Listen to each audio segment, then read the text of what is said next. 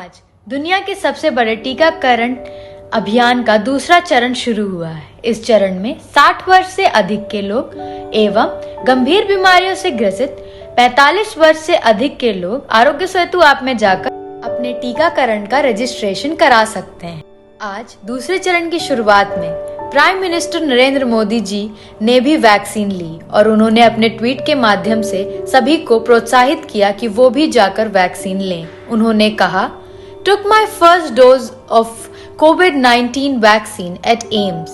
Remarkable how our doctors and scientists have worked in quick time to strengthen the global fight against COVID-19. I appeal to all those who are eligible to take the vaccine. Together, let's make India COVID free." आज हमारे साथ professor आरशी सोबित जी भी हैं, जो कि farmer VC रह चुके हैं पंजाब विश्वविद्यालय के, सेंट्रल यूनिवर्सिटी लखनऊ के और डीएवी यूनिवर्सिटी जालंधर। सर, आपका बहुत बहुत स्वागत है। जैसे कि हमें पता चला आज आप वैक्सीन लगवा चुके हैं, तो आपको कैसा महसूस हो रहा है वैक्सीन लगवाने के बाद? आज मुझे बहुत खुशी है कि मैंने अपने आप को वैक्सीनेशन करवाई, जिससे मेरे में कॉन्फिडेंस आया कि ये मुझे प्रोटेक्शन देगा या नहीं देगा वो देखा जाएगा, पर एक जो मोमेंटली कॉन्फिडेंस है वो बहुत ज़रूरी होता है। और वो उसका लगाने के बाद सीधा मैं डिपार्टमेंट में आ गया और मुझे कुछ भी असर नहीं हुआ और लगता है कि इसका प्रभाव जो है सोसाइटी पे पड़ेगा, क्योंकि जो हम लोग हैं जिनको समाज ने बहुत कुछ दिया, अगर हम समाज के लिए कुछ कर सकें तो बहुत अच्छा होगा। हमें रोल मॉडल बनना पड़ेगा। अगर हम रोल मॉडल बनेंगे तो लोग आगे आएंगे। अगर कुछ हो भी जाता तो कोई फर्क नहीं पड़ता। Sir, as I know you are a scientist, I wanted to ask कि सोशल मीडिया पे कुछ लोग वैक्सीन के खिलाफ प्रोपेगेंडा कर रहे हैं। उसमें मात्र एक पानी है या वो लोगों की उम्र कम कर सकती है। तो as a scientist, what's your opinion on it? देखिए, ये कहना ठीक नहीं है कि कोई भी इतना दवाइयों में गलती नहीं कर सकती। पानी दे रहे हैं हम हमेशा यहाँ पे कहते हैं गुड लेबोरेटरी प्रैक्टिसेस होते हैं, GLPs होते हैं, GMP होते हैं, गुड मैन्युफैक्चरिंग प्रैक्टिस होते हैं। अगर वो कंपनी पानी आपको देगी तो उसे सर्वाइव नहीं करना, ये तो बिल्कुल गलत बात है।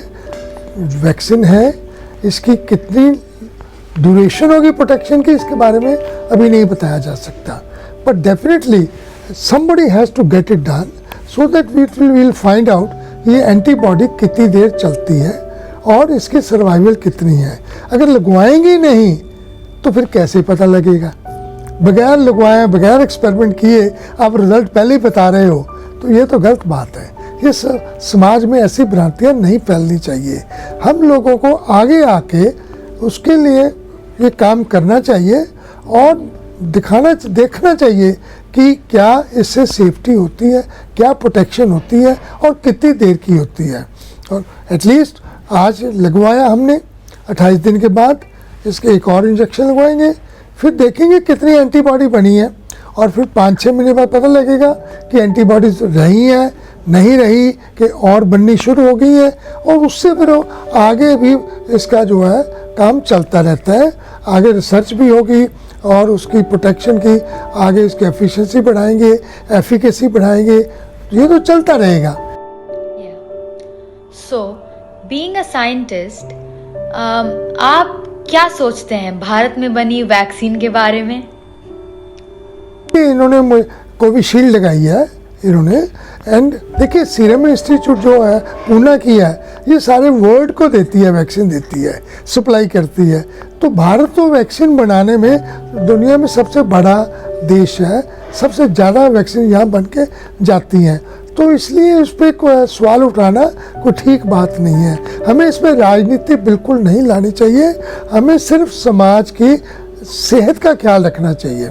आज जो इंजेक्शन लगाया है इससे इमीडिएट तो प्रोटेक्शन नहीं होगी कि मैं मास्क लगाना छोड़ दूं या प्रोटेक्शन लेना छोड़ दूं। Time will tell how protective it is, इसकी प्रोटेक्शन कितनी देर की है वो टाइम से पता लगेगा। अगर मैं ना लगवाता तो मुझे कैसे पता, लोगों के हियर से तो पता नहीं लगता।